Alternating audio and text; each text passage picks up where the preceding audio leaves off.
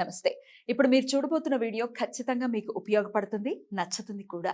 మరి మీకు నచ్చిన విషయం నాకు తెలియాలి అంటే ఈ వీడియోని మీరు లైక్ చేయాలి, షేర్ చేయాలి, అలాగే మన ఛానల్‌ని సబ్స్క్రైబ్ చేయాలి. మీ సపోర్ట్‌ని నాకు అందిస్తారు కదూ! ఓకే. ఇప్పుడు వీడియోని స్టార్ట్ చేద్దాం. నమస్తే. Welcome to our channel. నేను కుప్ప పద్మిని. ప్రస్తుతంతో పాటు ప్రముఖ ఆధ్యాత్మికవేత్త, వాస్తు జ్యోతిష పండితులు, లలిత ఉపాసకులు, వాస్తు జ్యోతిష శిక్షణ నిపుణులు బ్రహ్మశ్రీ నానాజీ పట్నాయక్ గారు మనతో పాటు ఉన్నారు. మాట్లాడదాం. సార్ నమస్తే సార్. శ్రీమాత్రే నమః. సార్ ఫెబ్ 14th నుంచి జూన్ 2 వరకు కూడా కుంభరాశి వారికి ఎలా ఉండబోతోంది సార్? తప్పకుండా.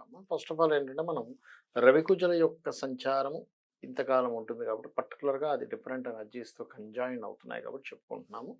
సో ఫస్ట్ ఆఫ్ ఆల్ మనకి ఈ ఎప్పుడైతే రవి ఇక్కడికి వస్తున్నాడో, శనిని కంబస్ట్ చేసుకుంటున్నాడో, కొంచెం వాళ్ళకే కొంచెం ఏదో కొన్నిసార్లు చూడండి, అబ్బా నాకంతా స్ట్రక్ అయిపోయి ఉన్నాను, నన్ను ఇప్పుడు ఏం అడగండి అంటుంటారు. అంటే అది వర్క్ బిజీ వల్ల కావనివ్వండి, ఏదైనా కారణం వల్ల స్ట్రక్ అయిపోయి ఉంటుంటారు. కొంచెం అది రిలీఫ్ రావాలంటే ఎర్లీ మార్నింగ్ డైలీ సూర్య నమస్కారాలు చేసుకుంటే రిలీఫ్ వస్తుంది. అదొకటి. లేదా ఈ 7th లార్డ్ వచ్చే లగ్నంలో ఉన్నాడు కాబట్టి, అంటే రాశిలో కనెక్ట్ అయ్యాడు కాబట్టి, జీవిత భాగస్వామితో లేదా ఏదైనా ఒక సంబంధం అనుకుంటాం, ఆ సంబంధం అనుకున్న వాళ్ళు వచ్చి వీళ్ళని ప్రెజర్ పెడుతూ ఉంటారు. ఎవరికో ఏదో సంబంధం వచ్చిందని వాళ్ళు ఊరికే ఫోన్ చేస్తారు, చూసారు ఏమైంది మీరు చెప్పట్లేదు, మీరు ఆ రోజు అలా అన్నారు ఇలా అన్నారు, అయ్యి బాబు ఇది ఎక్కడ కూడా రా బాబు అనిపిస్తుంది ప్రజలు. అలాంటివి ఉంటాయి కొంచెం. అదొకటి. అంటే 2వ స్థానంలో రాహు ఉన్నందుకు సర్వసాధారణంగా కుంభం వారికి విదేశీ ధనయోగము, సాఫ్ట్వేర్స్ వల్ల వీటి వల్ల ధనయోగాన్ని ఇస్తూ ఉంటాడు సర్వసాధారణంగా. అయితే ఈ రవి రాహు కూడా ఇద్దరు ఒకరికొకరు మిత్రులు కాదు కాబట్టి కొంచెం దుర్గని సూర్య నమస్కారాలు చేస్తూ దుర్గాదేవి ఆరాధన చేస్తే ఇంకా బాగుంటుంది ఫైనాన్షియల్గా. అంటే ఇక్కడ ఏంటంటే ఈ రెండు వచ్చాయి, ఈ రెండు కనెక్ట్ అయినందుకు దీని నుంచి మీరు ఏం చేయగలరు ఈజ్ మోస్ట్ ఇంపార్టెంట్. సూర్యుడిని చూస్తూ దుర్గా చేసి అది పాజిటివ్గా మారుతుంది. That is the main point ఇక్కడ. ఇక దాని తర్వాత కుజుడు వచ్చాడు ఇక్కడికి, బాడీ పెయిన్స్ ఉంటాయి, కొంచెం వర్క్ స్ట్రెస్ ఉంటుంది, సహజంగానే కర్మకారకుడు కదా, 10th లార్డ్ వచ్చి కూర్చున్నాడు కదా, సో వర్క్ ప్రెజర్ ఎక్కువగా ఉంటుంది. వర్క్ ప్రెజర్ వల్ల సర్వసాధారణంగా బాగా అలసిపోయాం అనిపిస్తుంది, అటువంటిది ఇస్తుంది. మరి ఈ రకంగా ఏంటంటే ఇక్కడ జాబ్ లేని వ్యక్తికి జాబ్ కూడా ఇస్తుందండి శని కుజులు కలిసి ఉన్నప్పుడు. అది కూడా ఇక్కడ అందరూ అన్నిటికీ కాదు, ఎందుకంటే ఇతను వర్క్ వల్ల స్ట్రెస్ అవ్వాలి కదా, మీకు ఖాళీ ఎందుకు ఇవ్వాలి, ఖాళీ ఇవ్వదు, ఇస్తుంది.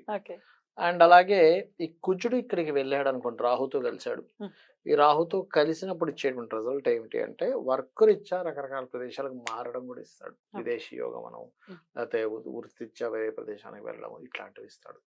బట్ ఏంటంటే ఈ శనితో కలిసి ఉన్నప్పుడు రవి కుజులు కొంచెం హెల్త్ విషయంలో వేడి చేయడం ఇట్లాంటివి ఇస్తున్నప్పుడు శారీరకంగా స్ట్రెస్ని ఇస్తాడు. ఇక్కడికి రవి వచ్చిన కుజులు వచ్చిన రవేమో ఆల్మోస్ట్ మనకి 14th మార్చ్ నుంచి ఏప్రిల్ 14th వరకు ఉంటారు కాబట్టి తండ్రి గారితో, కుటుంబ సభ్యులు తండ్రి గారితో మాట్లాడేటప్పుడు అది కొంత జాగ్రత్తగా ఉండాలి. కుజుడు వచ్చినప్పుడు మాత్రం అక్కడికి ఆల్మోస్ట్ 24వ తేదీ 4వ నెల నుంచి 6వ తేదీ వరకు, 2వ తారీఖు 6వ నెల వరకు ఉంటాడు ఇక్కడ కుజుడు. ఆ టైంలో కొంచెం సిబ్లింగ్స్తో మాటామంతి జరిపేటప్పుడు కొంత జాగ్రత్త వహించాలి. ఏం రెమెడీస్ చేసుకోవాలి సార్? వీరు పర్టికులర్గా నేను మొదట్లో చెప్పినట్టుగా సూర్యుడిని చూస్తూ దుర్గా చేసుకుంటే ధనాభివృద్ధి, సూర్యుడిని చూస్తూ చండీ చేసుకుంటే ఏదైనా హెల్త్ రిలేటెడ్గా వచ్చే స్ట్రెస్ తగ్గిపోతుంది. ఇవి రెండు పర్టికులర్గా పాటించాలి. ఇక మరొకటి ఏంటంటే రవి కుజ శని రాహు కేతు గ్రహాల దగ్గర దీపారాధన కనుక చేసినట్లయితే ఖచ్చితంగా బాగుంటుంది. రైట్ సార్, ఈ రాశి వారికి ఎలా ఉండబోతోందో మీరైతే ప్రొడిక్షన్స్ అందించున్నారు. కానీ దేశవ్యాప్తంగా ఈ గోచార ఫలితాల వల్ల, అంటే ఈ సంచారం వల్ల ఈ గ్రహాలకి ఎలాంటి ఫలితాలు ఉండబోతున్నాయి దేశవ్యాప్తంగా కూడా ఒక్కసారి చెప్పండి. అసలు అలాగే గ్రహ సంచారం గురించి కూడా ఒక్కసారి చెప్పండి. షూర్. యాక్చువల్గా ఈ రోజు ఇది వేయడానికి కారణం ఏంటంటే మనం 1.5 month బ్యాకే మనం చెప్పుకున్నాం, ఇది కొంచెం ఈ గ్రహాల యొక్క కదలిక ఇలా ఉందని. కాకపోతే ఏంటంటే కొంతమంది నన్ను పర్సనల్గా అడిగింది ఏంటంటే, ఎందుకండి ఒకసారి మీకు మాకేమైనా ఎక్స్ప్లెయిన్ చేసి చూపించగలరా బోర్డు మీద అని అడిగారు. అందుకని చెప్తున్నాను. ఫస్ట్ ఆఫ్ ఆల్ ఏంటంటే అమ్మ గుర్తుపెట్టుకోండి, ఎప్పుడు కూడా రవి కుజులు ఉన్నారు కదా, రవి కుజ అంటే ఏంటంటే, రవి అంటే ఒక ఎనర్జీ ఇచ్చేటువంటి ప్లానెట్, కుజుడు కూడా ఎనర్జీ ప్లానెట్. ఈ ఎనర్జీ ఒక్కొక్కసారి పాపగ్రహాలతో కలిసినప్పుడు ఏమవుతుందంటే మిస్యూజ్ అవుతుంది. ఒక కత్తి మనం చక్కగా కూరగాయలు కోసుకొచ్చి ఆపరేషన్ చేయొచ్చు, కానీ ఇంకో రకంగా కూడా వాడతారు అదే కత్తిని. అలా ఏంటంటే ఎనీ ప్లానెట్ అది బాగున్నప్పుడు ఇచ్చే రిజల్ట్, అది పాపగ్రహాలతో కలిసి ఉన్నప్పుడు ఉన్న రిజల్ట్ వేరుగా ఉంటాయి. మనకి ముండేన్ ఆస్ట్రాలజీ అంటారు, మైథుని జ్యోతిష్యం అని. అంటే దేశవ్యాప్తంగా దేశాల్లో ఎటువంటివి జరుగుతాయి ఏమిటనేటువంటిది ఇది ఇక్కడే కాకుండా మనకి రామాయణ మహాభారతాల్లో కూడా ఉంది. అందుకని నేనేం చెప్తున్నానంటే స్పెసిఫిక్గా ఈ రవి కుజుడు వీటి మీద నుంచి ప్రయాణం జరుగుతుంది ఈ 3 నెలలు.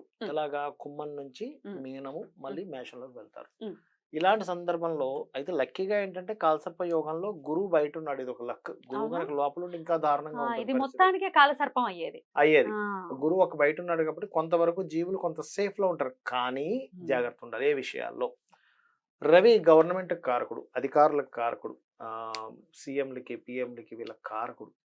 కాబట్టి గవర్నమెంట్ రిలేటెడ్ సంబంధించిన విషయంలో రాజుల మధ్యన గొడవలు పెరగడం.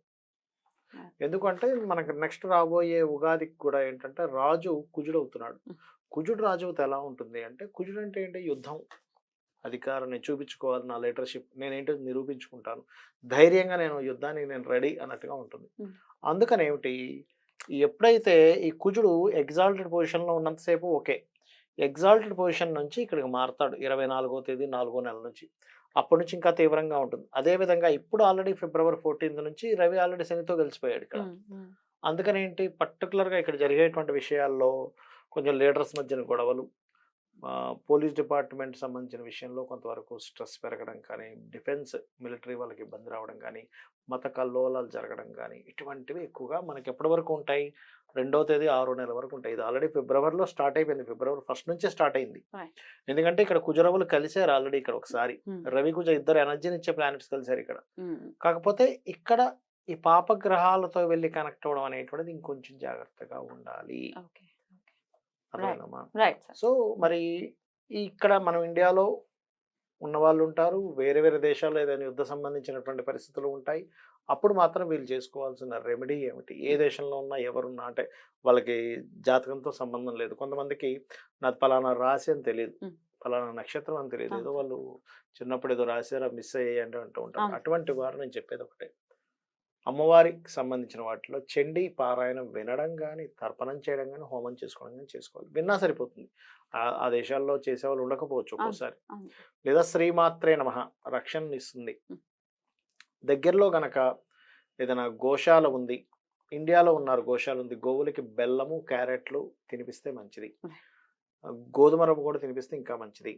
అండ్ అదే విధంగా నవగ్రహాలు ఉన్నాయి తెలియజేశారు సార్. ద్వాదశ రాశులకి కూడా ఈ గ్రహ సంచారం ఎలాంటి ఫలితాలను ఇస్తుంది, ఇంచుమించు జూన్ 2 వరకు కూడా ఈ రిజల్ట్స్ ఉంటాయి అని చెప్తున్నారు. కాబట్టి చెప్పినటువంటి పరిహారాలు అందరూ కూడా పాటించుకుని అమ్మవారి ఆరాధన విశేషంగా చేసుకుంటూ అందరూ సురక్షితంగా ఉండాలి, మానసిక ప్రశాంతత ఉండాలని మనస్ఫూర్తిగా కోరుకుంటూ కృతజ్ఞతలు సార్. నమస్కారం. శ్రీమాత్రే నమః.